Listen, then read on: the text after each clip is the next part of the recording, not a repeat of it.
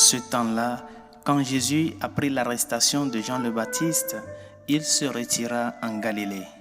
Il quitta Nazareth et vint habiter à Capharnaüm, ville située au bord de la mer de Galilée, dans les territoires de Zabulon et de Nephtali. C'était pour que soit accomplie la parole prononcée par le prophète Isaïe. Pays de Zabulon et pays de Nephtali, route de la mer et pays au-delà du Jourdain, Galilée des nations. Le peuple qui habitait dans les ténèbres a vu une grande lumière. Sur ceux qui habitaient dans le pays et l'ombre de la mort, une lumière s'est levée. À partir de ce moment, Jésus commença à proclamer « Convertissez-vous, car le royaume des cieux est tout proche ». Jésus parcourait toute la Galilée. Il enseignait dans leurs synagogues, proclamait l'évangile du royaume, guérissait toute maladie et toute infirmité dans le peuple. Sa renommée se répandit dans toute la Syrie. On lui amena tous ceux qui souffraient, atteints de maladies et de tourments de toutes sortes, possédés, épileptiques, paralysés, et il les guérit. De grandes foules le suivirent, venues de la Galilée, de la Décapole, de Jérusalem, de la Judée et de l'autre côté du Jourdain. Acclamons la parole de Dieu. Louange à toi, Seigneur Jésus. Dieu qui continue par se manifester à l'homme. Hier, nous avons célébré cette grande solennité de la manifestation de Dieu à tous les peuples à travers la visite des rois mages. Aujourd'hui, le Seigneur se manifeste, continue par se faire voir, continue par authentifier sa venue à travers cette première annonce qui ouvre sa vie publique. Cette annonce phare qui constitue son projet et sa mission. Convertissez-vous, car le royaume des cieux est tout proche. Que signifie le royaume des cieux pour nous?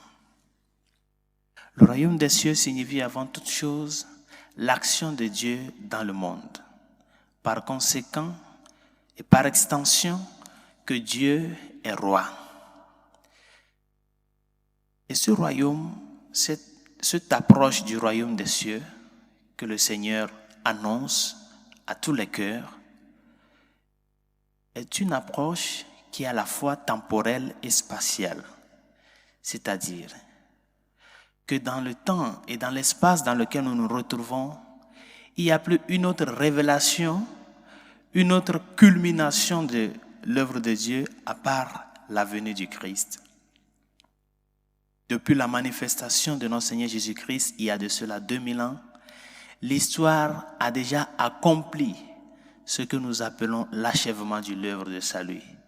Et cet achèvement de l'œuvre de salut est ce qui continue par se prolonger dans la vie de tout un chacun de nous.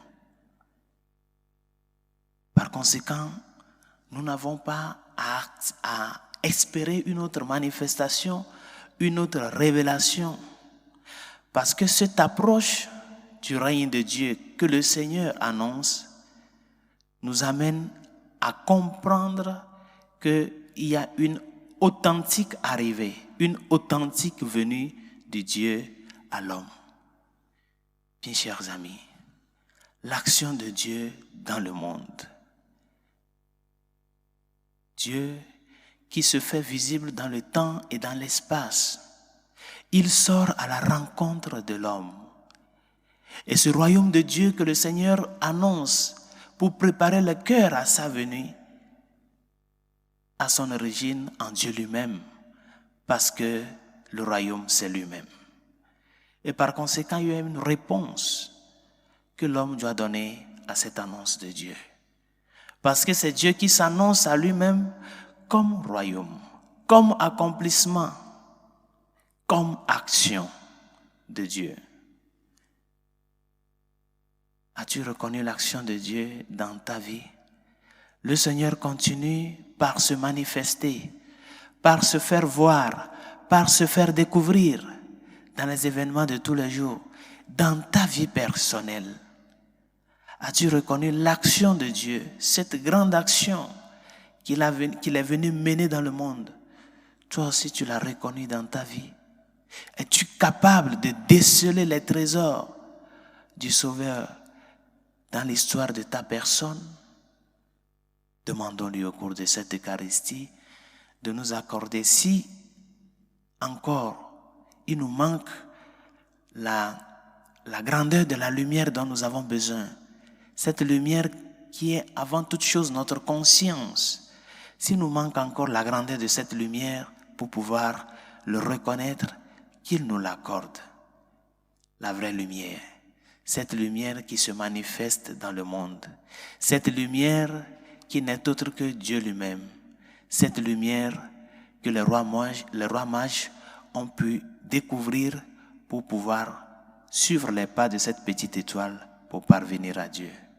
Demandons-lui qu'il nous accorde à nous aussi que cette lumière porte haut, qu'elle éclaire davantage pour nous aider à pouvoir le découvrir dans les réalités de tous les jours. Parce qu'il continue par se manifester, il continue par poser ses actions dans notre vie quotidienne. Tous les jours, Dieu agit dans nos vies. Peut-être que c'est nous qui avons nos prétentions et pues notre tête mise dans d'autres choses, mais le Seigneur continue à œuvrer et à faire comprendre à l'homme qu'il n'a plus à attendre autre révélation que celle qui s'est donnée à la personne de notre Seigneur et Sauveur, Jésus-Christ. Que sa grâce nous y aide.